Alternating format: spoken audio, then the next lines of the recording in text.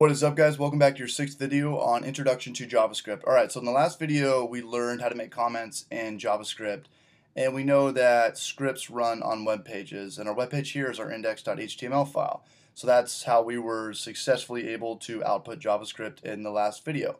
Okay, so in this video let's learn about variables, because every programming language has variables. So like, remember back in school, remember algebra class when we said x was equal to something? Well, that's what we're going to do. Let's go ahead and create a variable and set it equal to something.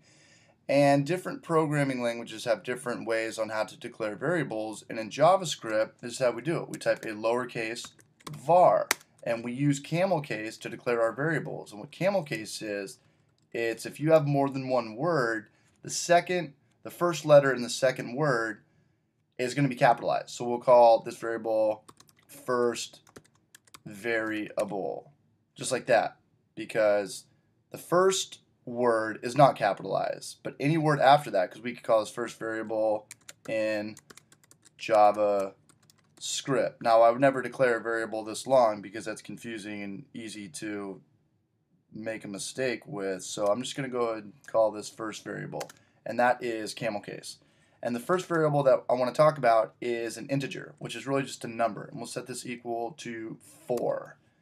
And when you deal with an integer, you don't have to put single or double quotations around it like you would with a string, which is going to be the next variable that we're going to talk about.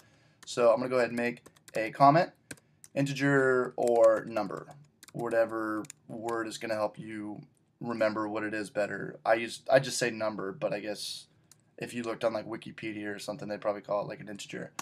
But moving on. Okay, so let's go ahead and create another variable, and we'll just call this one second variable, and we'll set this to, we can include an integer or numbers in a string, and that's what we're going to be talking about. So I'll say 4 is my favorite number, but this is a string, and to let the browser know that, we need to put it in double quotations. You can put anything here. You could put a paragraph in here. You could put a whole book in here. You could set a variable equal to a whole book if you wanted to, but I don't know why you would do that. But again, there's no right or wrong. It's just a string of characters. And we'll close this out because it's an end of a statement, and we'll just call this string. So our first integer, or our first variable, is an integer. The second variable that we're going to use is a string, and the third variable that we're going to use, we'll just call this third variable. What's my deal? I just can't spell this word right. Variable? This doesn't look right. But I'm just going to go ahead and call it anything, because we're not going to run a test in this video. And in this video, or for this variable, we're going to go ahead and talk about the third variable using JavaScript, which is Boolean. And Boolean just tests for true or false, which is really just yes or no, or correct or incorrect. It's just testing for one of two things: if it's true or if it's false. But nothing's true or false. We're not testing anything right now. We're just going to make a note that this is the third variable we're using, where it's Boolean, and it tests for true or false. And the fourth variable, it kind of took me a long time to like grasp when I first started programming, but I use it probably as much as I use the other ones, and this is null.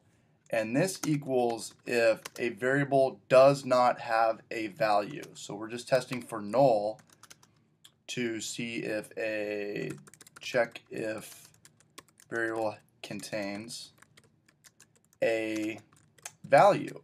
So that's the four variables that we're going to be using in JavaScript. We're going to be using integers, we're going to be using strings, we're going to be using Boolean, which tests for true or false, and we're going to be using null, which checks to see if a variable contains a value. And this is how we declared variables. We set it to var. It has to be lowercase var. It cannot be a capital var. Our browser will not know how to interpret it. And when we declared our variables, we used Camel Case.